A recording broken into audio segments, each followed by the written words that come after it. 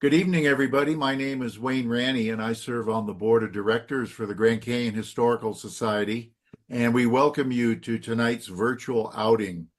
The Grand Canyon Historical Society, our mission is to celebrate and promote the study and preservation of the Grand Canyon region's cultural and natural history for the education and enjoyment of its members and the public. And just last year in 2024, we celebrated 40 years of existence when the society was started by some pioneer members of Grand Canyon Village. We encourage you to become a member. Our dues are only $35 a year. We are an all-volunteer organization, and we're hopeful that many of you can join us so that we can continue to expand all of our activities like these virtual outings and in-person outings and our tri-annual history symposiums. If you do become a member, you'll get 4 issues in the calendar year of the Old Pioneer magazine, which has a lot of history articles about the Grand Canyon and the Grand Canyon region. So we do these virtual outings. We conduct tours at the South and North Rim, and you can find it on our website. Our website is very easy, grandcanyonhistory.org. So Craig is the grandson of Dean and Edna Tidball. He holds a Bachelor of Science degree in Civil Engineering from Texas Tech University and an MBA from Midwestern State University. He's a licensed civil engineer and resides in Burleson, Texas. He's married with 2 sons, a daughter-in-law and a granddaughter. He's an avid Grand Canyon hiker and a member of the Grand Canyon Historical Society. Traci Schellbach Wyrick is the granddaughter of Dean and Edna Tidball as well. She holds a Bachelor of Arts degree in Mass Communications from Midwestern State University. She resides in Killeen, Texas, is married, and a retired U.S. postal carrier. An avid Grand Canyon hiker and camper, she has authored numerous articles published by the Grand Canyon Conservancy and Historical Society. Good, okay. Well, this again, our grandfather was a hydrographer and spent part of his time and a good time doing that job in Lees Ferry here, just down from Glen Canyon Dam, but prior to the dam being constructed. And this is a view from partway up the Spencer Trail that shows some of what Lees Ferry looks like today. This picture is something when I took it just a couple of years back here. And I want to point out that the area that's circled in the middle, and I don't know if we have some of the pictures here of the participants in the way on the right side of the screen, but that circle area right there is where the Hydrographer's compound was located at originally. There are 2 buildings there still today, but there was quite a few others and houses as well at one time. You'll notice in the background here, this is the Paria River that comes into the Colorado River. Today, there's a paved road that comes all the way up to the launch ramp here. It's not paved after that, going to where the Hydrographer's compound used to be. But back in the 1950s, there was a lot less there than that.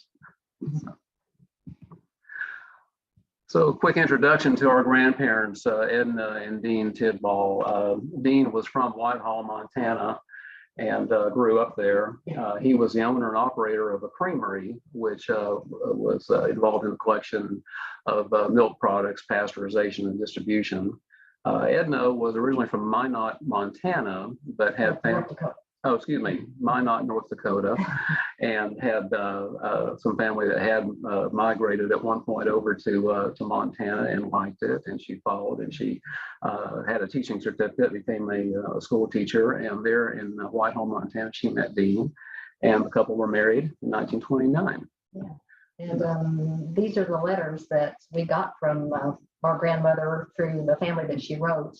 She was writing to her sister and her mother back in Minot, North Dakota. And so a lot of the information we have came from these. So we just wanted to show you a few, well, all of them. But I'm not sure that's all, actually. So our family's a bunch of pack rats, so we have lots of material here that we can share here. So, all right. Little history background real quick on hydrography and what that is. The name hydrography is derived from the word hydro, which means water, and graph, which means to measure. And the term was put together originally by the English Navy in the late 1700s. And for definition, hydrography is a branch of applied sciences that deals with the measurement of physical features of water bodies, of navigational safety, economic development, security and defense, research, and environmental protection. But primarily when this type of activity began, it was to find safe navigable routes here for shipping across oceans, and then later on evolved into studies of safe passages across riverways and lakes inland. And with regard to the United States, this gentleman here, John Wesley Powell, his name I think came up on at least 95% of the presentations that we had at the symposium last October. I felt like his ghost was hanging over us here, but when he became the second director of the U.S. Geological Survey, he had recommended that hydrographic measurements be taken at numerous waterways, including the Colorado River Basin here, for the purpose of collecting data and information here for the resources of the United States. So we can certainly thank Mr. Powell here for that. And, oh, excuse me, let me back up one more. With regard to Lees Ferry, he also recommended that be a location for a permanent measuring station. In fact, that was established in 1921. And measurements were taken there by dedicated hydrographers through 1977, after which the use of automated equipment and satellite communication technologies took over, and there was no need to physically make those measurements any longer. But 1921 is when the hydrographer station was established, so last year was the 100th anniversary of the ferry measurement station. Now, backing up just briefly here to where our grandparents were from, where they met, where they were married. Whitehall, Montana is located on the western part of the state, about 60 miles south of the state capital in Helena, and about 30 miles from Butte on the other side of the Great Divide, of course. Nice town, very small town, and very cold, harsh winters here. So, my grandfather, our grandfather, did operate a creamery there, and this is a couple of pictures that we actually had of the creamery. That's Dean on the left here, standing in front of the entranceway to it. The picture on the right is an interior view of the creamery. We're looking at this thinking, well, it's, they could have at least mopped the floor. So I guess that old expression, no use crying over spilled milk, was something that they apparently adhered to and believed in. It didn't seem to phase them one bit. So but that was the operation that they had, and he was a part owner of that business. The couple had 3 daughters. The first one is Dawn. Dawn was born in 1931. She's in the center on this picture. And then in 1936, they had twin daughters here, Gay and our mother, Jo. Gay on the left, Jo on the right. Hard to tell, actually. But that was the family that they ended up creating here. And they, again, started raising the family in Whitehall, but struggled in the wintertime with the harsh winters that were there. And at one point, Edna actually got a case of frostbite as well. And the couple had taken numerous trips down south in the wintertime to get away from some of that extreme cold, and into northern Arizona, in fact.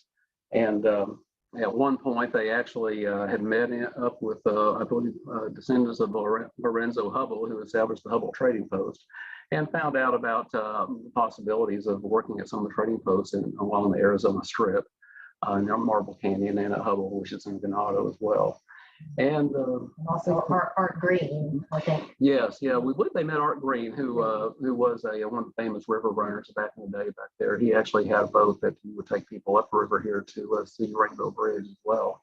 So after much consideration, they made the decision to leave the harsh winters of Montana for the harsh summers of Arizona. And in 1950, pulled up stakes, and Dean sold his stake in the creamery, and they relocated down to Marble Canyon here to work at the Marble Trading Post. But we had a couple pictures here that they actually had in their photo album here of their trip down. They had 2 vehicles that they went in, and 1 car, one pickup truck here for those automotive enthusiasts out there. I can tell you the car is a 1940 Dodge sedan, 4-door. Back doors are suicide doors, actually. They open backwards. The truck that you see is a 1946 Ford. And when they got down to Marble Canyon and started scouting around a little bit, darned if they didn't end up getting stuck. They drove the truck into some sandy area here, and these are pictures that they had in their album that we found. And my mother still remembers this happening, and they kind of learned to try to stay on the pavement as best they could. But this picture is somewhat prophetic because it kind of indicates those things that may be coming in the near future here as they begin their new lives down there in the northern Arizona area. So. But as we noted, they worked from 1950 into 1952 at 4 of the trading posts that operate down there. One at Marble Canyon. They were also at Pinon Trading Post. They were at Arribe also, which I believe is on the Hopi Indian Reservation. I don't think I was able to find a photograph of that one. But finally, they went to the flagship trading post, the Hubbell Trading Post in Coronado, Arizona. And while they were doing this, Dean had applied to the U.S. Geological Survey for a hydrographer position that he found about. And again, we think Art Green may very well have assisted him in finding out about that opportunity. And in 1952, he actually was hired. And his first assignment was listed as temporary, but wouldn't you know, it was at the bottom of the Grand Canyon, right at the confluence of Bright Angel Creek and the Colorado River. And this view here from up above. The circle area is the location where the hydrographer station was at. It's the laboratory compound and the residential building here that they had. I think it was two rooms or something is all they had available. Right.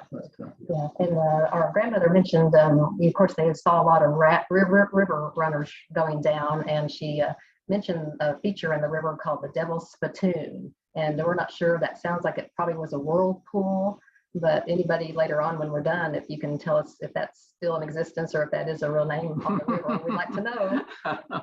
I thought it might have something to do with down at Boat Beach, which is just a little bit to the lower part of the picture that you can't see, or maybe it's the rapids underneath the Silver Bridge up at the other left here. But in any event, we're curious about that.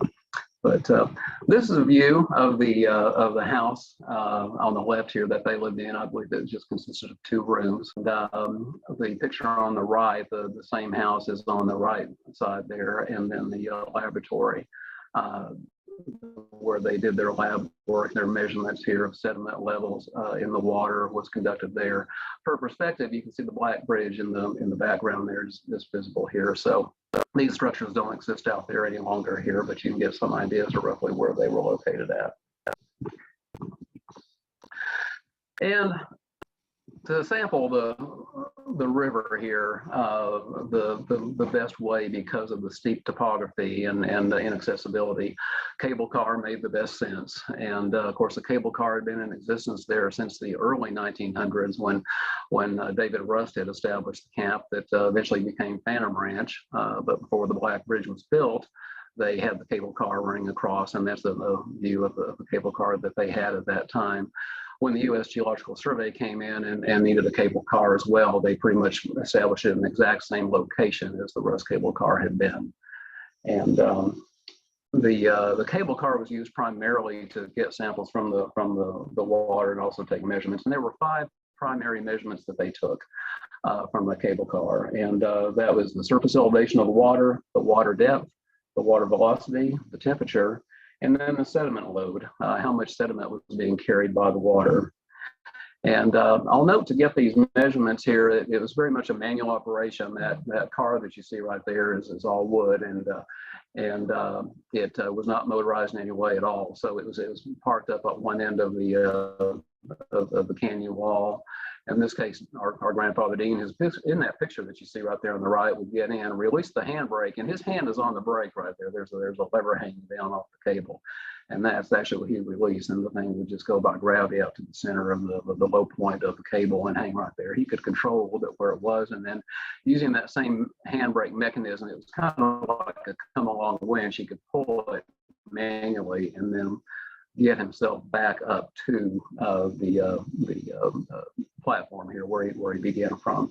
But a lot of physical labor, and all the weights and measuring devices had to be lowered by winch down in the water and then winched back up. So a fair amount of work here. So most measurements from the car were pretty straightforward, with the exception of getting the sediment samples. And to get sediment samples here, this picture here that actually came out of a National Geographic article that our other grandfather, Louis Schellbach, wrote in 1955, kind of shows the process here. They would lower on the picture on the left, that weight that you see, it looks kind of like a torpedo or a fish or instrument here. It gets lower down, and it actually has a bottle inside of it.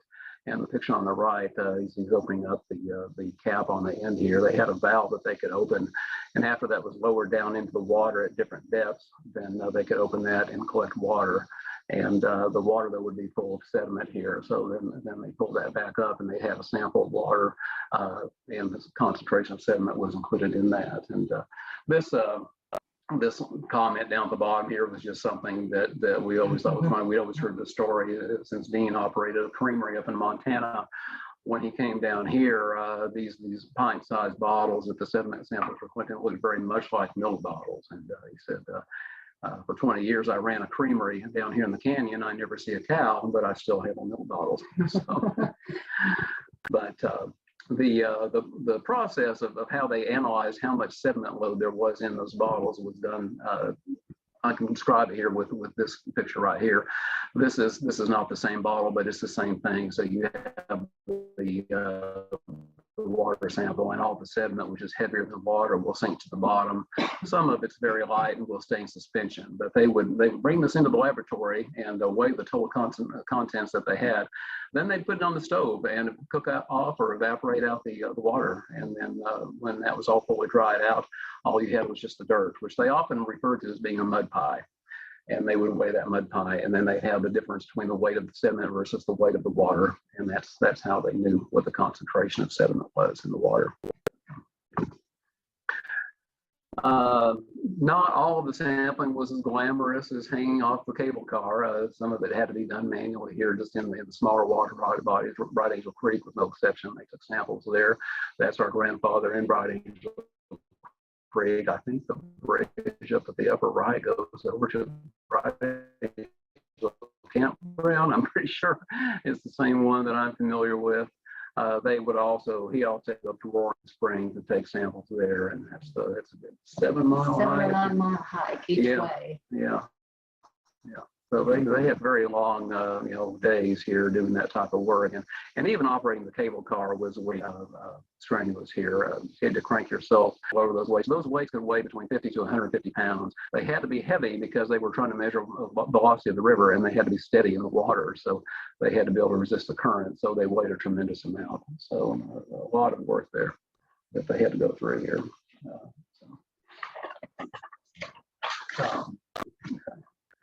Am I leaving something else? No, you're good. You're good. Okay. So, a view of Edna and Dean, and then the two twin daughters here, our mother Jo and our aunt Jay on the left there. I will say that the girls, they did not live down there full time. They were in boarding school mainly up in Flagstaff. During school days, they would come down to the canyon on weekends and holidays, and then during the summers. And in fact, I think they were fairly noticeable coming down in the canyon here on holidays, especially. They were known to even carry Christmas trees and other holiday decorations down into the canyon, and even pet parakeets. I don't know. And they worked at the canteen at Phantom Ranch in the summertime here, and helped to host and serve guests that had come down on mule strings there. But the Phantom Ranch pool, obviously, with the 100+ days weather that they had down there, was a very popular hangout for them. So they spent a lot of time down there at the pool. That pool, by the way, was originally constructed, I believe, in 1934 by the Civilian Conservation Corps. And it was there until about 1972 or so, when it was filled in. I know that they had trouble with flooding of the Bright Angel Creek, washing over into the pool and getting it murked up and dirty. But even keeping the algae and hygiene conditions where they needed to be safe, I think that just became too much of an effort here, and so the pool was closed in about 1972. Yeah, I take a part of this one. If you remember Tom Martin's talk last month, he talked about Doc Marston. Edna wrote in her letters about seeing Doc Marston's river party coming in from Lees Ferry sometime in June of 1954 and staying for 3 days at Phantom Ranch. They had 3 boats, she wrote, with 2 motors each. One of the pilots took Dottie, Slim, and I, and Dottie and Slim are Dottie and Slim Patrick of Phantom Ranch. They ran the ranch, didn't they? Yeah, they ran it. She said they took them upriver about 2 miles to the nearest rapids. More fun, she wrote. We had to wear life jackets. And then later she described a river party going by. She said in 54, she saw river parties going through and described it. One had a 50-man rubber boat. It was some sight watching that go through the rapids and the Devil's Spittoon. Yeah. There's a Devil's Spittoon reference, so we don't know, but we wonder. Exactly. Had to be nearby. But looking at those boats, I think that those are the Chris Craft design that Tom had mentioned last month. I see the Roman numerals on the side, and I believe that's what Doc Marston was running here at the time. So that might very well be one of his outfits right there. So, let's see, just a couple other people that they were familiar with, and this gentleman right here, Shorty Yarberry, was one of the mule skinners that ran the mules down into the canyon that they came to know very, very well. Right, yeah, and they wrote about him. She said he was the oldest guide, and he looked like Santa Claus. 200 pounds, white hair, and what stories he can tell. I believe Kern Nuttall mentions him as well in his book, In a Better Place, but has a different photograph of him. But we found this one on the web and thought that was very fitting. So. And the picture to the right is the Grand Canyon School. Edna was a school teacher while in Montana and went back to teaching while the family was in Mesa, where Dean trained with the USGS. And when they learned that he got his assignment at Bright Angel, she put in the application at the Grand Canyon School and was hired. So during the school year, she lived in a trailer house near the village that the couple owned. Mm-hmm.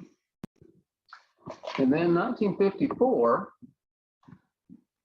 as we noted, I think his assignment to Bright Angel was listed as temporary. 1954, he was given a permanent assignment at Lees Ferry.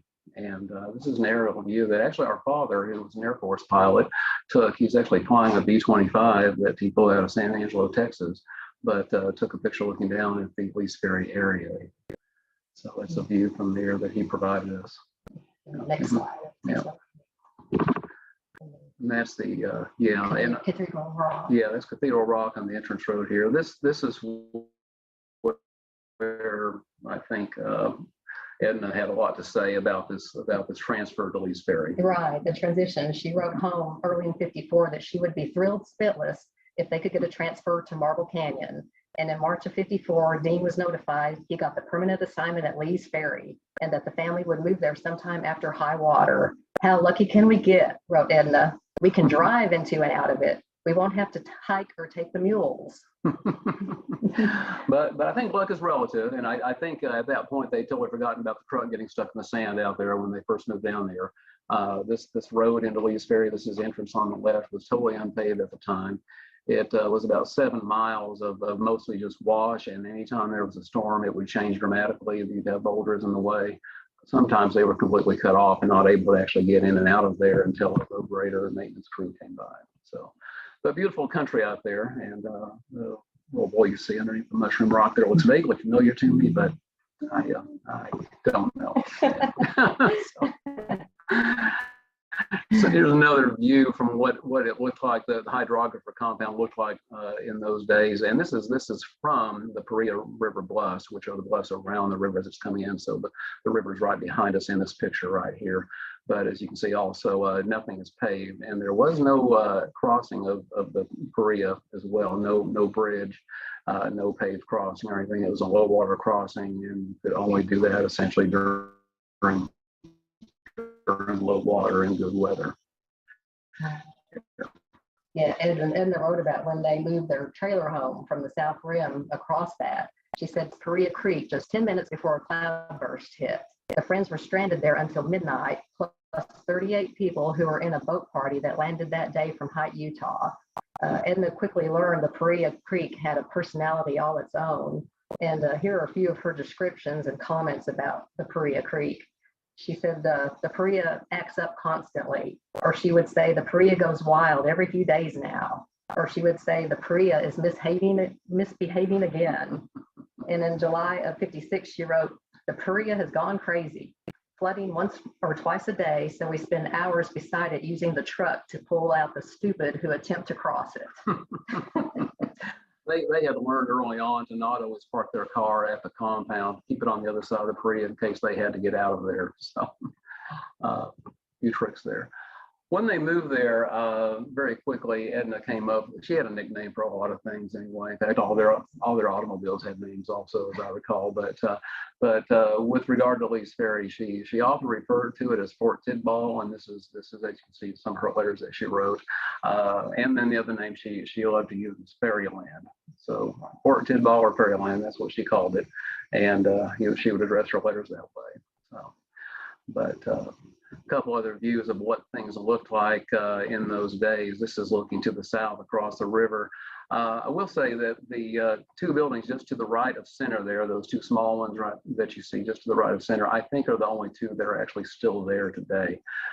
Everything else is gone. The larger building just to the left of center is actually one of the homes that the hydrographer that was assigned to the hydrographer to live in. We'll talk about that a little bit further in a moment. The way a couple other things looked in the day, the Charles Spencer steamboat in 1954 looked like this. It was still above the water line. That steamboat was originally carried coal for Charles Spencer from Warm Creek, which is up in the Glen Canyon, Lake Powell area, down to Lees Ferry. Spencer was mining for gold, I think, hydraulically in that area in those days. But the boat actually took more coal to run upriver than what it could even carry, so it was inefficient. I don't think they used it more than one season. They moored it there in I believe 1914, and it sat, and then there was a flood in 1921, and it sank, and the remains of it are still there today, although none of it is above the water line now. But very interesting shipwreck though.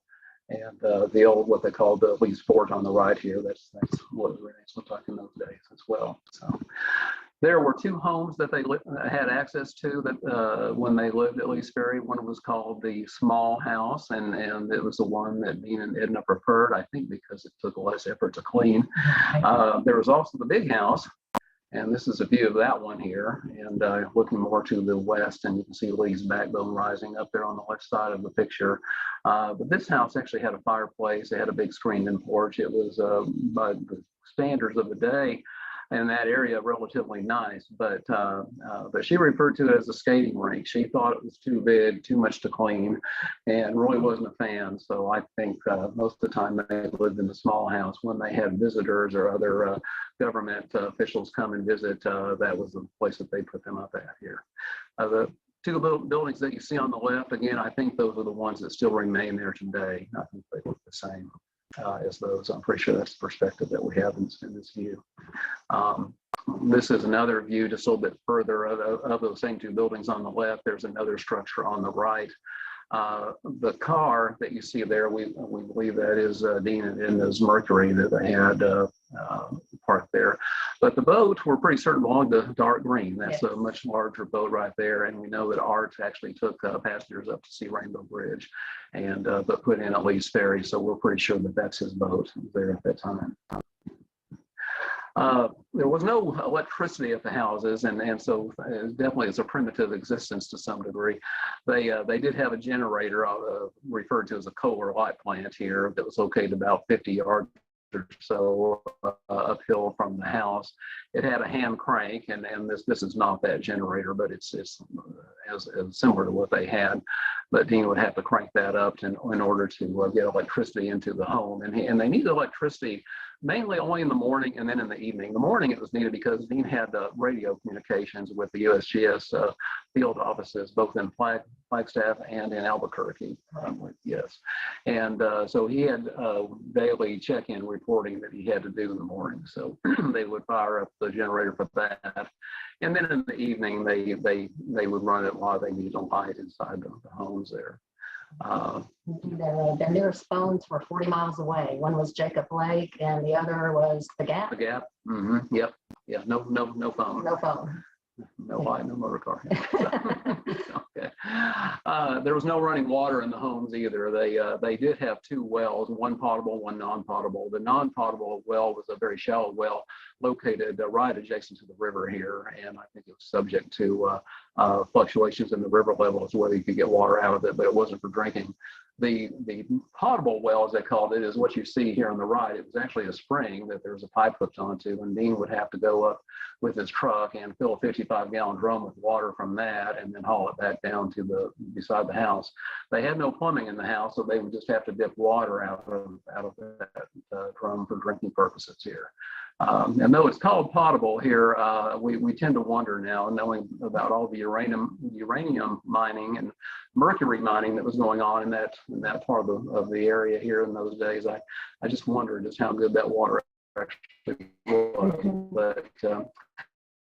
But I can tell you that my mom and her twin sister are still with us today, so it must not have been too bad. And the road in 56 in December, that when the river was low, she wrote that the spring is running over the reservoir and all over the road up by the cabin. Even new springs show up, even during the cold weather, and even the washes have water that are usually dry. So a low river, she wrote, produce more springs or more water. And if anybody out there can explain that to us, we'd sure like to know. Very counterintuitive from what I would expect.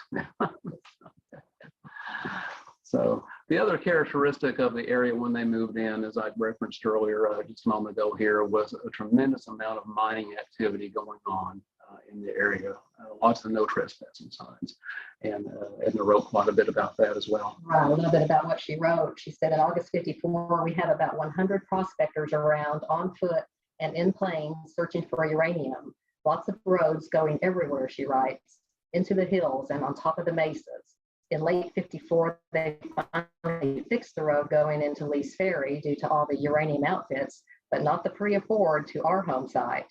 Concerning uranium, she writes, no one finds enough good ones to ship, only the outfit between here and the Gap, and they are about through.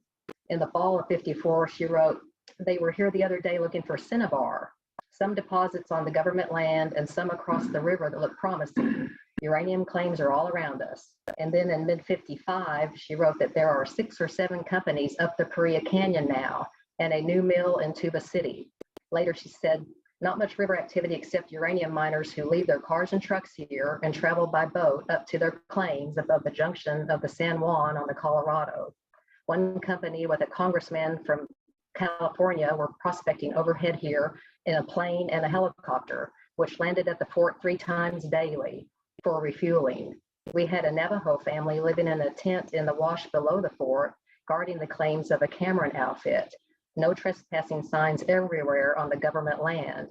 A number of shootings between here and Kanab, fighting over the claim jumping, just like in the good old rush days. The old gold rush days. They were definitely in the Wild West. Yeah.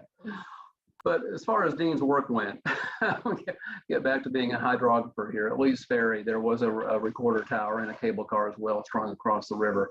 A little bit harder to see in this view, but at the base of Lee's backbone here, that formation, there's a recorder tower, and there is a cable there with a car you can't see in this view, but the recorder tower was mainly used to measure water elevation. It had a float and a measuring graduated tape inside here, and I think they had a gauge near the top that you could measure what the water elevation was on that. But it had nothing to do with water velocity or sediment loads or any of the other measurements they commonly make. That's a little bit better view here of the cable car at Lees Ferry when they first got there, and that is the docking tower here that it was normally parked at. And in that picture, I believe he's facing the tower there and cranking the car up that direction. You can see the cable slacking back to the right downhill. So again, a lot of work right there to get yourself back to where you began originally. And the picture on the right is Dean and Edna in the cable car, and she helped him quite a bit with sampling while she was there with him and helped him to organize the samples and get things back into the lab. You'll notice the big fish sampling weight that's sitting on the lower front of the car right there as well. I think that might be a 150-pounder right there here. It's one of the bigger ones that they used. Craig, But Craig, yes. how frequently would measurements be taken either out of the Colorado River here or at Phantom Ranch? How would it be a daily type of thing or a weekly, or how frequently? Yeah. As far as we know, it was every single day. I don't think there was even a holiday. Occasionally, he had assistants come in. Even Harry Ellison assisted him at times. But yeah, I think in those days they were getting data every single day from the river. Eventually,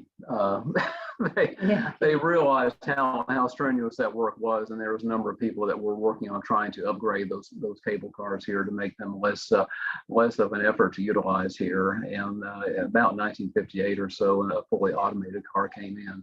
And Edna wrote a little bit about this one. It's kind of a little bit interesting excerpt that she had. Yeah, in the 58 January, she wrote that lots of survey wigs are out here to install the automatic cable car, the first of its kind in the US.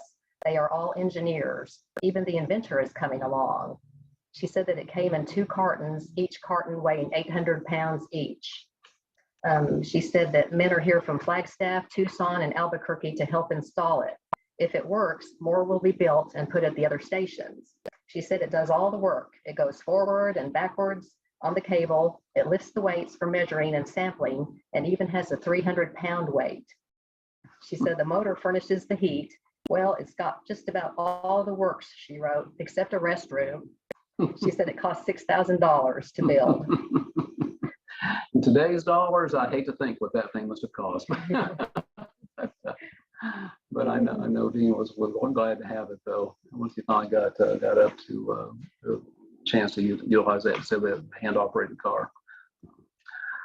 In addition to sampling at Lees Ferry specifically, he also, I believe bi-monthly, would have to carry his reports into Flagstaff and drop them off there. So when they did those bi-monthly trips, and they might have been more frequently than that, but they had 2 other locations that they had to sample, and one was on the LCR, Old Colorado River, to the west of Cameron, and this map on the top here shows the approximate location of where that sampling location was. There was another cable car and a recording tower constructed there. And then also down near Tuba City at Moenkopi Wash, there was another measurement station as well that was set up down there too.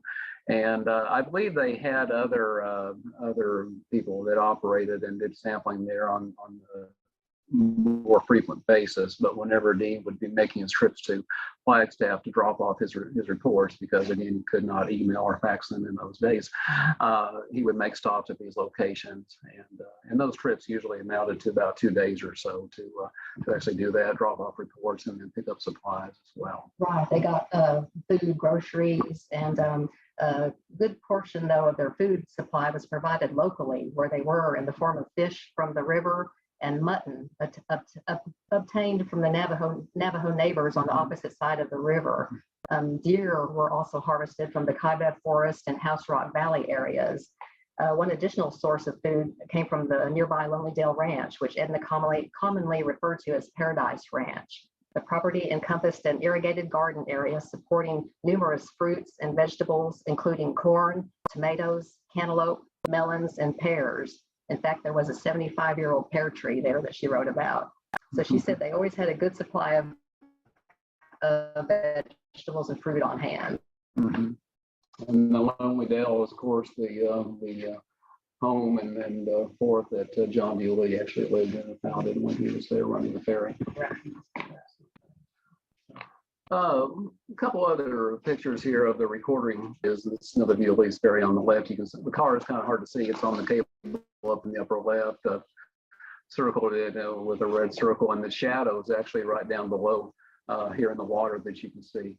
The far right is the Perea recording tower. That was back up the Perea, up a little bit past the Lonely Dale Ranch. And in the lower right there, next to the base of it, is our mother here, just standing in the waiting in the water right there. It looks a little bit muddy, but apparently anything to cool off, it wasn't a problem for her. Didn't hinder that interest at all. So the one in the middle, we're pretty sure is Moen Kopi, although I could not find a name with this picture here. But that's the recorder tower, and then the cable car. It kind of was the apparatus a little bit more clearly here, so we want to include that to show everybody. But again, not all work was done as glamorously as it, from the cable car. The recording towers required maintenance as well. They would get filled and choked with sediment, especially during flood conditions, and they would have to go. Dean would have to go in and then clear those out and make repairs. And then just a simple thing like getting the temperature of the water here, that was just done with a simple handheld thermometer. And I believe the one I'm holding right here looks like it might have been exactly the same one he's got in the water right there. So there's a little souvenir that we've been able to hang on to all these years. Yeah, and Dean could often tell when high water peaked. Oh, sorry, yeah, we can go to the side, but yeah, here he is with his USGS boat and his dog Buddy. And the other picture, Craig, is well, oh, I can't see it because of yeah. Susan, I don't know if you can see the picture on the right. I don't know if the screen views are blocking the view or not of everything there, but Dean is on the right side there in a boat as well. Yeah, it's visible anyway, to me. Okay. Very good. Very good. Yeah, well, yeah, he was so in tune to the river, he could tell when high water peaked just by listening to it. And his years of experience and his keen intuition saved their lives one evening. And Edna writes about it. It's the Big Paria Creek flood. Edna writes, in November of '58, it was most strange. It happened on a Friday in late September, the biggest one since 1925 in October, even bigger than that one, which was the flood of the most water on the Paria, the USG electricity, and it was getting as we hear and smell the flood, but didn't realize its vastness. So we drove into the crossing road, which was low land, to get a look, knowing we'd have to make a cable crossing. The flood hadn't been on but a few minutes. Waves were 12 to 20 feet high. So Dean said as each one came over the bank higher, let's get out.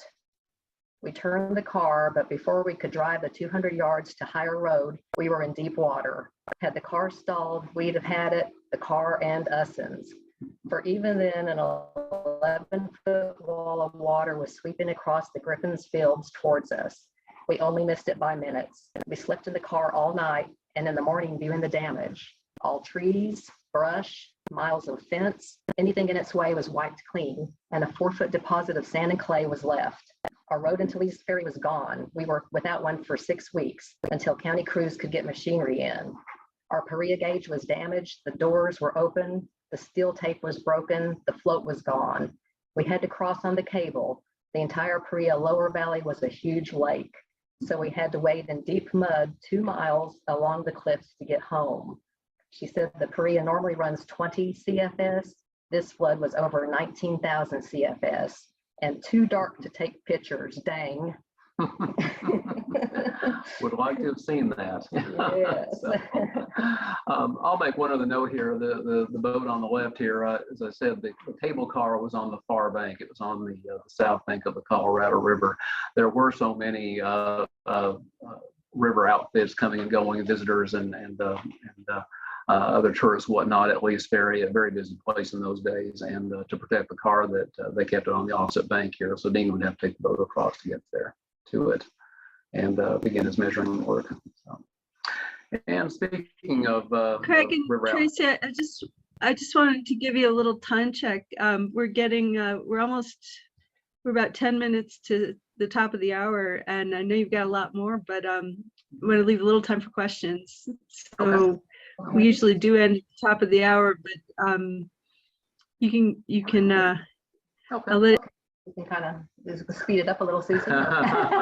I think we can. Yeah, Yeah. I think we can. So Right. Tracy reads so slowly. I'm sorry, but Oh, well, I'll go fast. so they had a lot of activity there with river runners and whatnot. Right. Yeah. She wrote one time about 85 landed here yesterday. She said that one time they had 2,000 people pass through their gates this summer alone. So just a lot of activity, of course. A view of it here. Another event was, of course, the filming of the Disney movie 10 Who Dared in 1959, and Dean and Edna were there when this was going on, and this was just a couple of pictures they took of the film crew loading in the boats and whatnot. I will note the one on the left, the picture in the upper left here. You see the chair, which if you've seen the movie, that's what the actor who played John Powell was sitting on that chair, so he can sit up high. But you also notice there's a steering wheel on the front of the boat. Now I don't remember the movie ever seeing a steering wheel, so I'm not sure I'm not buying that one. But you know, they can do amazing things with movies. They did have friends and family, and the picture on the left is one that we were glad to come across. This is both our grandfathers. So Dean is on the left, Louis Schellbach is on the right. The one thing I'll note about this picture is they're looking at slide photographs with projector, but Dean is crushing out a cigarette with his left hand. And I honestly don't think I can remember ever seeing the man without a cigarette in his mouth or, you know, in his hand or something here. Yet, and Louis was also a pipe smoker for the most part, but both those men lived into their 80s. So they, you know, we must have good genes. I don't know. Or the Grand Canyon was good to them. Yeah, I think so. Yeah. Yeah. Even fireplace. Yeah, they wrote about a lot of company, you know, and they said they were saturated with company, you know, mostly USGS, you know, field people and who brought their families. But she said, we hope things settle down sooner, or I may have to ask for a transfer back to the glory hole. That was her nickname for Grand Canyon. Just real quick, when they first moved to Lees Ferry, they only had one other neighbor, and his name was Claude Delbridge, and he was a caretaker there for the Paradise Ranch or Lonely Bill Ranch here that was owned by Gus and Ramona Griffin here. And Claude Delbridge was quite a character. He was like I believe 76 years old at the time or something, but she said he lived on a $59 a month wage. And he got around on an old mad pony named Boy, but he was apparently a college graduate and also played violin. She said sometimes up to 6 hours a day, although she could never recognize the tunes. But in 1958, Gus and Ramona Griffin, who owned the Lonely Bill Ranch at the time, moved back in, and so that brought the population up to 5. So Edna was glad to have, you know, at least especially another woman there in the neighborhood that she could share time with. Yeah, okay. Yeah, 1957 was a bit of an odd year. This view here is actually ice flows in the river that occurred in December of 1957. That actually precluded Dean from actually getting measurements in the river, as he couldn't get the boat across here to the cable car. And I will note the story of our parents getting married. Yeah, just real quick. Yeah. Well, they got married in 1957 as well, but Dean and Edna had to get to the wedding, but the Paria had gone on a flood as well, so they actually had to cross over by cable car. Unfortunately, they parked the car on the other side of the Paria. They wore old clothes to get across, put on new clothes, and went to the wedding. But had to rough it out. Yeah. Right. When they got home, there was a lot of electrical storms, lightning, cloudbursts, had a lot of boulders falling. She said that there were waterfalls cascading down the cliffs in varying height from 15 to 80 feet, red water against red walls. They picked up Dean's weight, you know, that the 75-pound weight was tossed about. And then the Colorado pulled the biggest flood that year in June of 57. She said that the water rose from 15,000 CFS to over 50,000 CFS in just a bit over a day. The high peak occurred June 12th and was 126,700 CFS. Usual flow is 3,500 to 5,000. She said it's been a rugged year. Yeah. While Dean worked continuously there, Edna was able to get out, and she made a couple of trips on the Colorado. And this is a register that actually Tom had found for us here from 1955 when she went from Heights down to Lees Ferry, and she's actually, I think, for some reason they drew pictures of themselves, and Edna is this view right here. Harry Ellison was with them. His name is showing up right down there at the bottom of the register right here. But these are just a few pictures that she included with her from her trip, and this one caught my attention here. Especially the one on the lower right here. You see that big rock right there, and I know that this is the section upstream of Lees Ferry, so it's not Vulcan's Anvil, but it must have a name. But I think it's probably very likely underwater now with Lake Powell. But you'll notice the card that she wrote as well is addressed as Ferryland up at the top. Another couple views of her there on the raft as well. All the more remarkable because Edna didn't swim that she did that.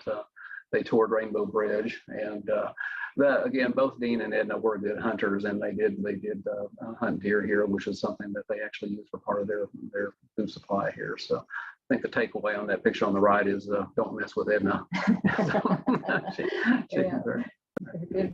A good shot. Yeah. She also rode with Georgie White from Bright Angel down to Pierce Ferry. Right, and I'll skip most of the description. I don't want to, for lack of time, but just tore the boats up a lot. One 75-year-old woman was on that trip, and she couldn't swim, and Edna couldn't swim. Just a remarkable trip. She just had a blast doing that. Mm-hmm. Yeah, described going over the 15 to 40 foot holes and dropping in and thinking they would be swallowed, but right. So she really lived the adventure out there while they were there. She loved it. Yeah. So the other big activity that, of course, was going on in the day that they were there was the construction of the Glen Canyon Dam, and Dean was up there periodically to check on the progress. In fact, the coffer dam in the lower left here, when they're building the dam, has the diversion tunnel off to the top there, and there's another one on the other side here as well. But at one point, they closed those tunnels off and didn't tell Dean that they were doing that. He was in radio contact normally with the dam construction crew here. But at one point, he got up one morning, and apparently the river was almost dry out in front of Lees Ferry, which I wish he'd gotten a picture. I can't imagine what that looked like here.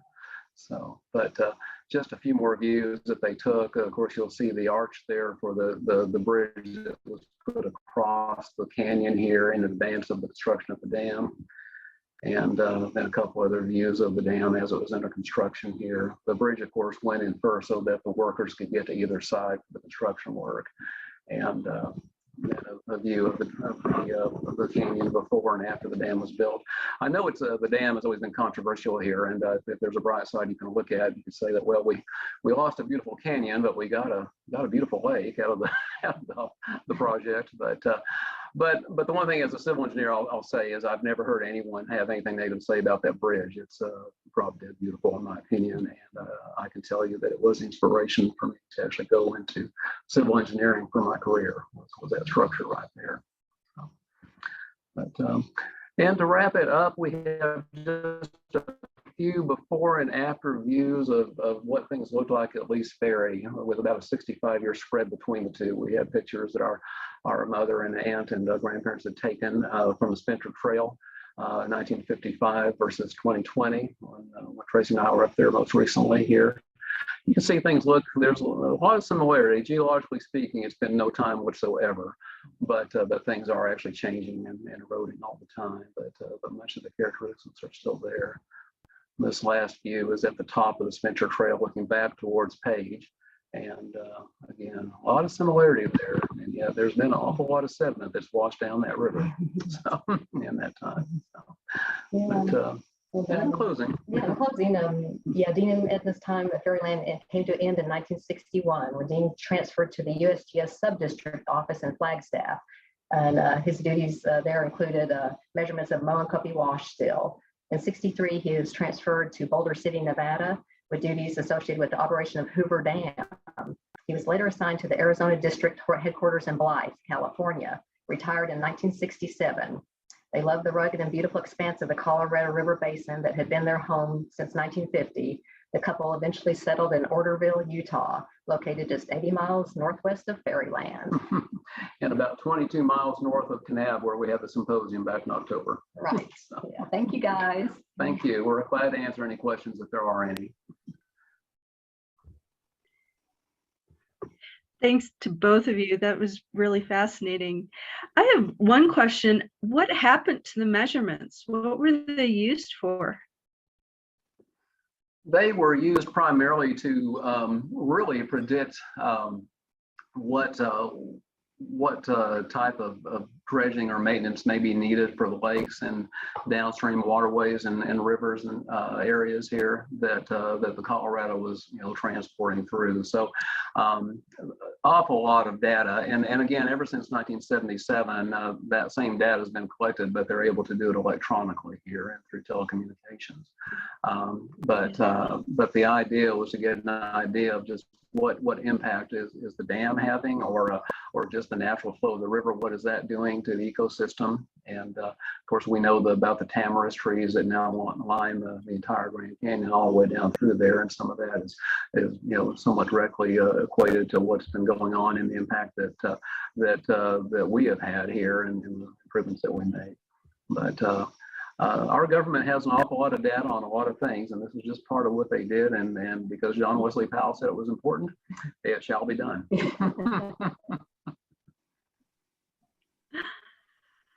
Well, this has been fascinating. Does anyone else have any questions? That you can either put them in the chat or come off mute. We just have some thanks in the chats right now. So unless we have other questions, I think we can wrap it up for the evening. I mean, we actually covered every possible thing.